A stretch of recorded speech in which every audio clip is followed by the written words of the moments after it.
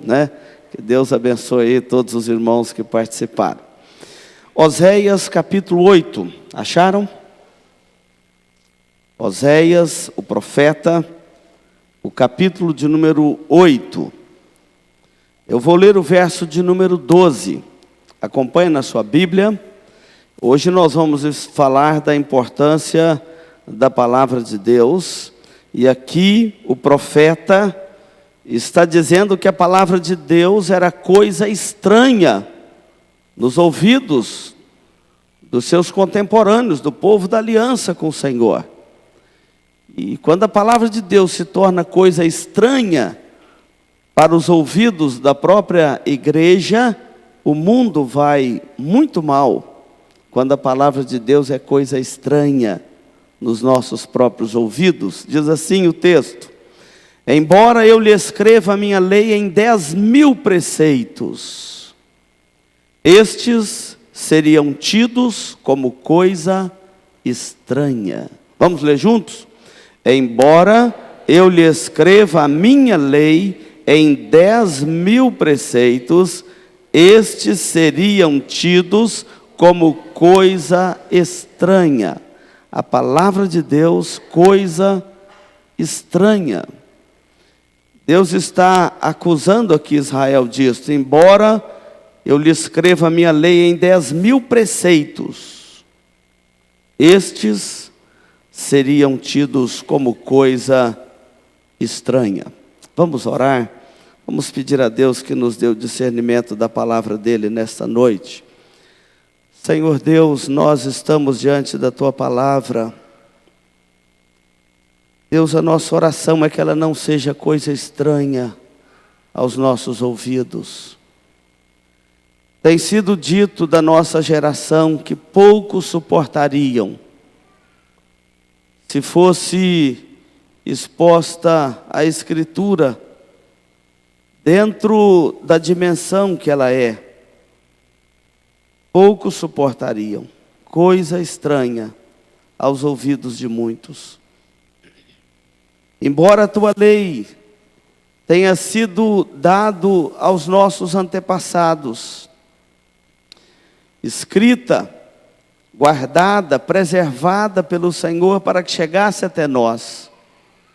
Embora muitas famílias possuem em suas casas diversas versões das Escrituras, mas muitas das vezes essa palavra é coisa estranha ainda aos ouvidos de muitos.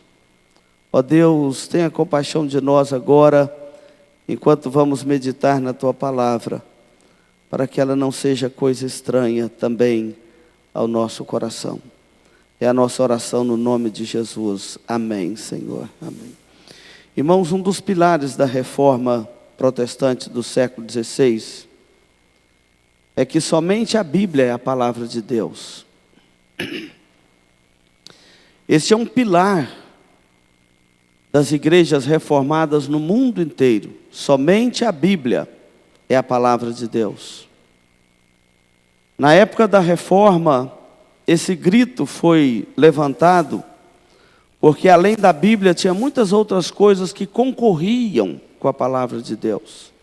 A mais forte delas era a tradição da igreja.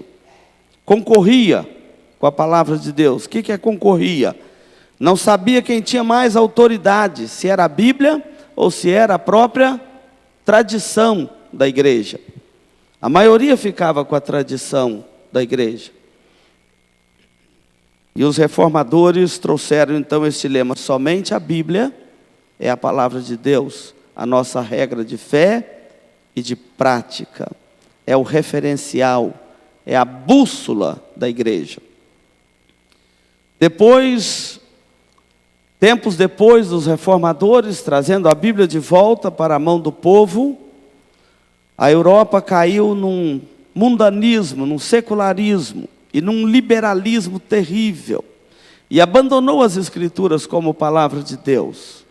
Quem vai à Europa hoje, alguns irmãos foram, ficam surpreendidos com a frieza e a distância que a igreja está desses ideais da palavra de Deus, porque o secularismo e o mundanismo e o liberalismo moral e teológico tomou conta do coração da Europa e deu no que está lá, uma Europa secularizada, completamente afastada de Deus, completamente alheia às coisas de Deus. Então é um risco que nós também podemos correr se perdermos o referencial das Escrituras. Há igrejas para todos os lados e para todos os gostos nos nossos dias, mas nem todas as igrejas do nosso dia continuam firme neste propósito, pregando que a Bíblia somente é a palavra de Deus, a nossa única regra de fé e de prática. Ou seja, o que as Escrituras não requer da sua consciência, você não está obrigado a ela. O que as Escrituras requer da sua consciência, você está obrigado a ela. O que concorre com as Escrituras nos nossos dias, nos movimentos de igrejas contemporâneas, é exatamente um outro fator, a revelação e a profecia, que a pessoa recebe diretamente de Deus, fora das Escrituras. E muitos crentes já não sabem se obedece à Bíblia ou se obedece à palavra do profeta, a palavra daquele que recebeu uma revelação direto de Deus. E muitos crentes estão confusos sobre isso. Quando nós olhamos para este texto das Escrituras, nós vemos um clamor do profeta. Esse clamor é notório. E ele deve ser constante, e ele deve ser constantemente lembrado à consciência do povo de Deus, porque todas as vezes que o povo de Deus se afasta da palavra de Deus, o coração humano endurece no pecado, e o coração humano afasta do ideal de Deus e da vontade de Deus para a sua vida e para a sua história. Você pode lembrar alguns períodos bíblicos. Por exemplo, quando o rei Josias manda vasculhar o templo, limpar e reformar o templo. A palavra de Deus estava tão esquecida, que quando o escriba encontra a palavra de Deus, ele corre até o rei, como quem havia encontrado um tesouro precioso. E ele lê a palavra de Deus diante do rei Josias, e ele rasga as suas vestes, ele chora, ele arrepende dos seus pecados, e ele manda conclamar a nação para ouvir a palavra de Deus. E ela era coisa estranha aos ouvidos da geração de Josias naqueles dias. Podemos lembrar de Neemias, quando eles voltam do cativeiro da Babilônia, e a palavra de Deus é lida, e o povo cai em pranto perante o Senhor, e dizendo: como podemos afastar da lei de Deus, e o nosso coração ser levado para tão longe do Senhor? E eles então voltam para a presença do Senhor, nosso Deus. Mas há alguns momentos, irmãos, a igreja afasta das Escrituras. Eu queria pedir que alguém desligasse esse ar aqui, senão eu não vou conseguir chegar ao fim. Ele está muito em cima de mim aqui, um dos diáconos, por favor, façam isso por mim. Então, quando nós olhamos para alguns tempos da história, nós vemos que a Bíblia foi esquecida. Algum tempo ela foi perdida, algum tempo ela foi abandonada. O nosso problema hoje, por exemplo, não é com falta de Bíblia.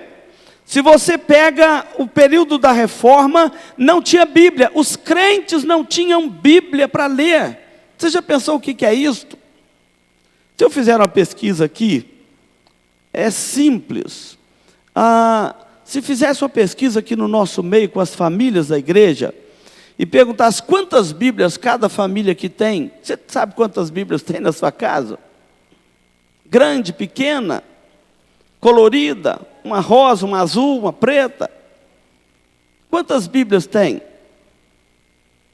Eu acredito que raríssimas famílias aqui, você encontraria menos de 5 Bíblias na casa deles. Raríssimas famílias.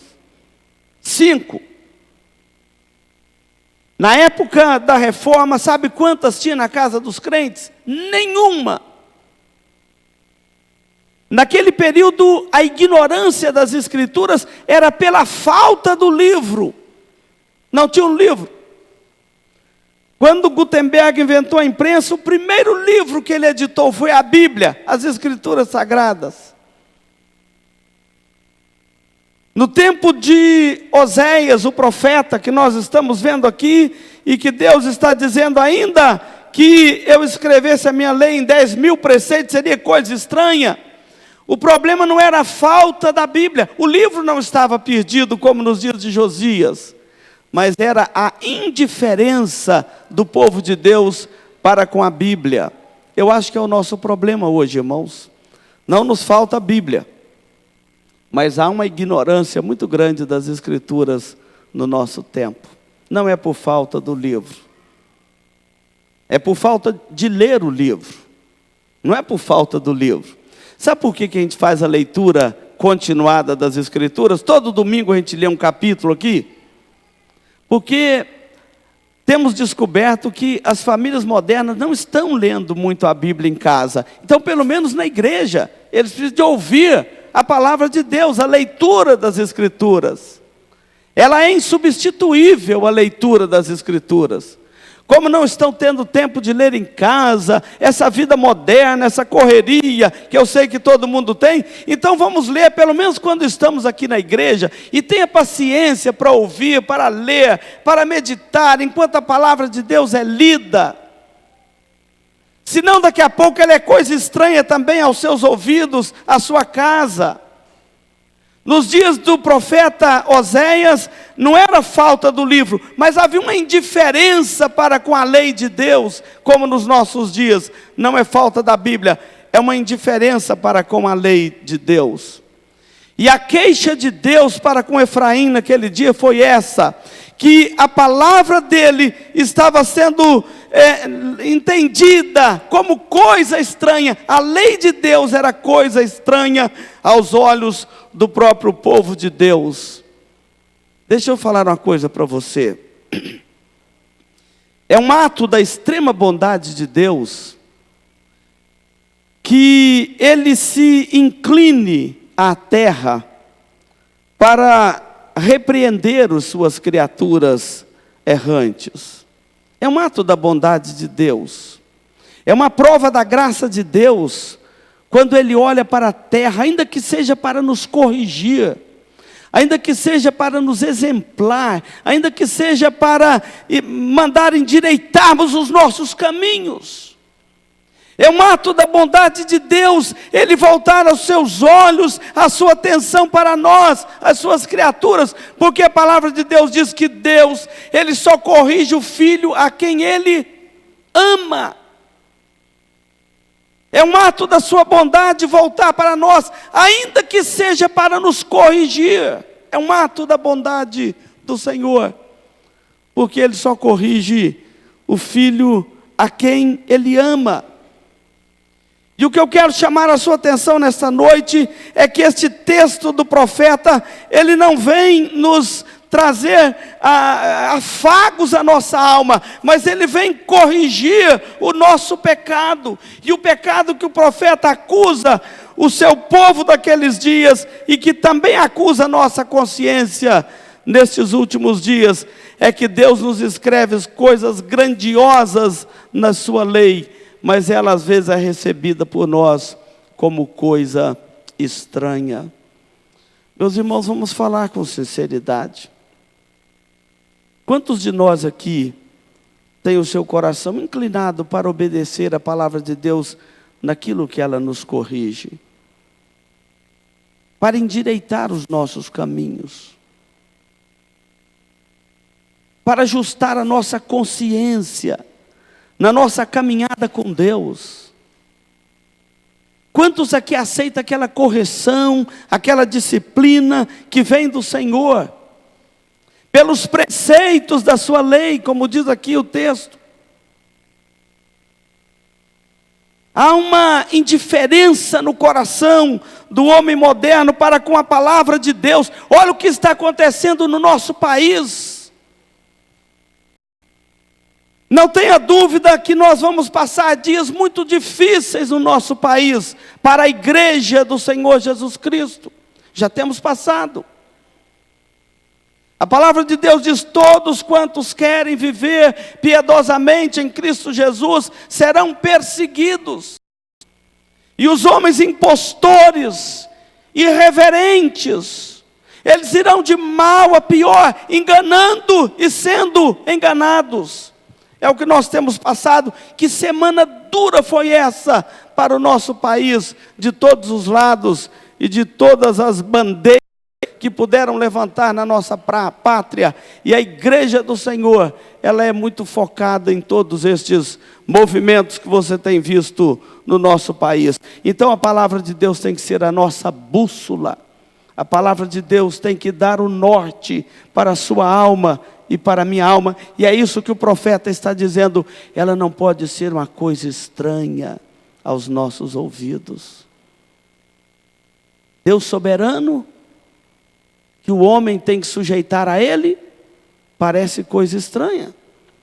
Um Deus que escolhe os homens para a salvação em Cristo, parece coisa estranha. Um Cristo que morre na cruz para salvar os seus eleitos, parece coisa estranha. Um Deus que olha para nós pelo seu Filho e não pelos nossos méritos, parece coisa estranha no nosso país. Então eu quero pergunta sobre esse livro que você tem na sua mão aí. E a pergunta crucial é essa: quem é o autor deste livro? Parece que até as crianças sabem, mas eu quero trazer à sua consciência alguma coisa a mais do que apenas responder a Deus. Quem é o autor deste livro? Ele mesmo está dizendo aqui, o versículo diz assim: eu escrevi as grandezas da minha lei. Eu vos escrevi a grandeza da minha lei. É o próprio Senhor, é claro, que identifica. Mas quando eu olho para a minha Bíblia, este livro maravilhoso que Deus deixou para nós, quando eu olho para as Escrituras, a pergunta que me vem é: quem escreveu este livro? Eu sei que os primeiros 5 livros da Bíblia foram escritos por um homem chamado Moisés. E você sabe disso também. Folheando as Escrituras, logo deparamos com alguns reis que foram escritores. Davi e Salomão, reis de Israel, que escreveram parte deste livro que você tem às mãos. Você vai folheando o seu livro, a Bíblia, você depara com os profetas Oséias, Miqueias, Amós, Jeremias, Isaías e outros. Mas você depara com os livros do Novo Testamento: Mateus, Marcos, Lucas, João, as cartas de Paulo, de Pedro, de João, Tiago e assim por diante. E quando você fecha o livro, admirado, você pergunta: quem é o autor deste livro? Podem estes homens se unirem e reivindicar para si a autoria deste livro? Eu acredito que não. São eles os autores deste volume sagrado? Não. Divide-se entre eles a honra de todo o conteúdo, de todo o plano da salvação que este livro nos oferece na pessoa de Jesus Cristo? Não, claro que não. Este volume que você tem na sua mão é a escrita do Deus vivo. É Ele que revela a vontade de Deus para a sua vida. Não é a tradição de uma igreja e nem as revelações contemporâneas. É este livro que revela a vontade de Deus e a salvação que Deus tem para te oferecer. Porque não será oferecido outro Cristo.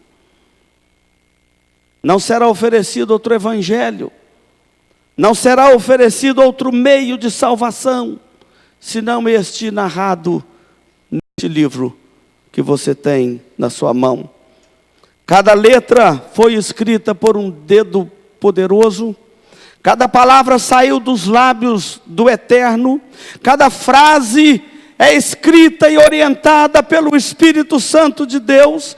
E ainda que Moisés, Davi, Salomão, Oséias, Mateus, Paulo e João tenham escrito o plano eterno de Deus em todas as suas páginas, é Deus quem fala a nós através deste livro, pela ação poderosa e constante do Espírito Santo. Portanto, meus queridos irmãos, este livro não pode ser coisa estranha para nós. É a voz de Deus. Esta é a Bíblia de Deus. Essa é a única Bíblia. E somente as Escrituras, esta Bíblia que você tem em mãos, é a palavra de Deus e é normativa para a nossa fé e para a nossa conduta. Quando eu olho para a Bíblia, parece que sai dela uma voz que diz: eu sou o livro de Deus, leia-me. Eu sou o livro de Deus, leia-me. Muitas ansiedades que você tem no coração é a ausência das Escrituras. Muita tristeza que você tem no seu coração é a ausência desse livro de Deus. Muita falta de esperança que você tem no seu coração é a ausência deste livro de Deus. Ele é coisa estranha. Muitas das ansiedades, das tristezas, da falta de esperança e até mesmo da falta que você tem de fé no Deus poderoso é porque este livro está ausente do seu coração e da sua consciência. É o livro de Deus. Leia-me. É assim que este livro olha para você e é assim que você deve olhar para este livro bendito. E me perguntar: mas pastor, como sabemos que este livro é o livro de Deus? Como podemos saber isto? Como sabemos que Deus escreveu este livro? Deixa eu te dar algumas coisas importantes. Olhe para a grandeza de estilo deste livro. Olhe se ele não está acima da capacidade de qualquer mortal que você conhece, ou de qualquer imortal que você conhece lá das academias do nosso país. O homem não poderia jamais criar pela sua própria mente o que está neste livro. Quando que um homem podia imaginar um universo criado de forma tão perfeita como este livro narra? Quando que um homem podia inventar as doutrinas que este livro traz para a nossa fé e para a preservação da nossa alma? Quando que um homem, pela sua própria capacidade e sabedoria natural e honestidade natural, pudesse descrever algo que esteja tão além da sua própria natureza, como, por exemplo, o conceito da eternidade? Este livro é o livro de Deus. Deus é o autor deste livro. O que eu quero saber é o que você tem feito deste livro de Deus. Meus queridos irmãos, se você quer pedir um dom a Deus extraordinário, você pede a Ele o dom do discernimento. Pede o dom do discernimento. Às vezes na Bíblia é tratado também como dom de sabedoria. Discernimento espiritual. Para você ler e entender melhor este livro de Deus. Nunca leia sem oração. Ore, peça que o Espírito Santo ilumine o seu coração para você entender a beleza, a riqueza, a grandeza que está neste livro. Mas o que você tem feito com este livro de Deus? E eu quero saber se ele é coisa estranha aos teus olhos. Porque quando os profetas diziam que Israel não sabia discernir entre a mão direita e a esquerda, ele estava exatamente falando que eles não tinham discernimento da palavra de Deus, ou que a palavra de Deus era coisa estranha para o seu próprio coração. Somente a Bíblia é a palavra de Deus, mas esta é a palavra de Deus. Você não pode sobrepor a sua palavra sobre a palavra do nosso Deus. Então, o que você tem feito deste livro de Deus? Se é a palavra de Deus, o que será então de alguns que nunca leem este livro?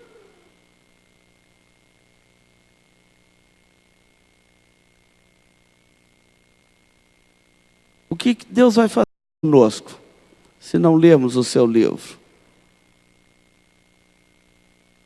Eu tenho a maior vergonha de enterrar um crente que passa 10 anos na igreja, sabe ler e escrever, tem óculos e luz elétrica em casa e nunca leu a Bíblia de capa a capa.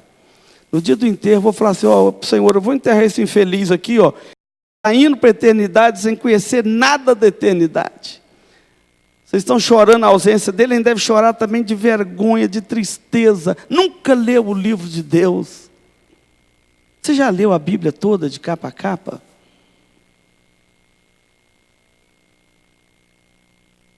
Se você não leu, você precisa ler.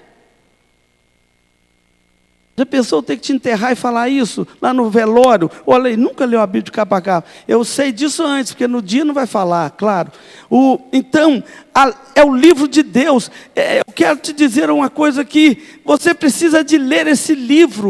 O que Deus falará com você quando você chegar na presença dele? Já pensou? Se Deus falar assim: leste o meu livro, o que você vai dizer para ele?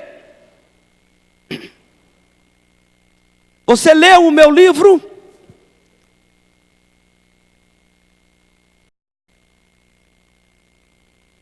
É claro, irmãos, que nós tivemos pessoas que morreram sem nunca ler esse livro, foram para o céu.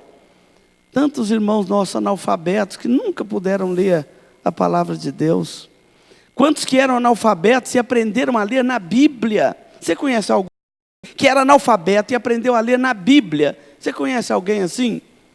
Eu conheço vários irmãos nossos que não sabiam ler e aprenderam a ler para ler a Bíblia. Tem uma irmã nossa, dona Dalice, simples, vem aqui todo dia de manhã na reunião de oração para ouvir a leitura da Bíblia. Às vezes até dorme, sua Denir acorda ela aqui, mas está aqui para ler, para ouvir. Ela não sabe ler, ela não tem o privilégio que você tem. Ela não sabe ler e vem para ouvir a leitura da Bíblia. Mas voltando aqui, não foge não. Se Deus perguntar para você: você leu o meu livro? E você então ter que responder para ele: não, Senhor, eu não li o seu livro. Então o Senhor te dirá o seguinte: eu escrevi para você uma carta de misericórdia, falando do meu amor por você, e você não leu. Eu escrevi para você uma carta falando da minha misericórdia, da minha graça, do meu amor por você. Você não leu a carta que eu mandei para você. Como que nós escaparemos? Ele pode dizer: rebelde, como que eu te escrevo uma carta e você não lê esta carta? Maldito, então mereces o inferno se te uma carta falando do meu amor e da minha misericórdia, e tu nem sequer abriste, nem sequer leste, nem sequer valorizaste esta carta, este livro. Meus irmãos, eu não quero que isso aconteça com nenhum de nós aqui. Não basta comemorarmos os 500 anos da reforma, dizendo os solas da reforma, entre eles as Escrituras. Somente as Escrituras é a palavra de Deus, e toda a Escritura é a palavra de Deus. Se você não tem com este livro um relacionamento, leia o livro de Deus, medite nele de dia e de noite, como diz ele próprio. Alimente-se dele, ame este livro e o que está escrito dentro dele. Creia em cada frase, em cada linha, em cada palavra deste livro, porque fiel é a palavra e digna de inteira aceitação. Creia neste livro. Aceite humildemente as correções que Deus tem para a sua vida através deste livro, porque o povo que não se dirige por este livro está muito confuso no nosso país. Meus irmãos, como que o nosso povo está confuso? Tem gente que não sabe nem o que é, se é homem, se é mulher. Que povo confuso está o nosso povo. O certo passa por errado, o errado passa por certo. O imbecil passa por sábio, o sábio passa por maluco. Leia esse livro. Eu não quero que você fique assim, perturbado. Escrevi-lhe as grandezas da minha lei em 10.000 preceitos, e ainda assim foi tido por coisa estranha. Eu quero concluir aqui. Por mais que o nosso povo seja um povo sem discernimento, nós temos visto a Bíblia ser vituperada no nosso país. Não pode mais entrar nas escolas. Ela foi banida das faculdades. Qual universitário aqui da igreja tem coragem de chegar lá com a Bíblia na mão, na sua sala de aula? Qual dos nossos universitários tem coragem de levar uma Bíblia para a sala de aula? Para a sorte de muitos de nós, agora tem ela no celular. Ela foi banida das escolas, banida dos tribunais. Antigamente tinha que jurar com a mão em cima da Bíblia nos tribunais, que ia falar a verdade. Agora ninguém mais precisa falar a verdade. Então esse livro está sendo banido aos poucos. Escola, dos hospitais, dos tribunais. Espero que não seja banido da sua família e nem do seu relacionamento com Deus. Quando você pegar a sua Bíblia para ler, lembra que você tem um mestre para te explicar a Bíblia. Onde você for ler a sua Bíblia, você tem um mestre por excelência para explicar a Bíblia para você. É o Espírito Santo. O Espírito Santo fala ao nosso coração pela palavra de Deus, nos consolando, aconselhando, nos corrigindo, nos instruindo, nos apresentando a salvação em Cristo e nos dando a alegria da vida eterna. Leia esse livro de Deus. Eu não quero que ele seja coisa estranha para você e nem para a sua família. Que Deus nos ajude. Amém? Vamos ficar de pé.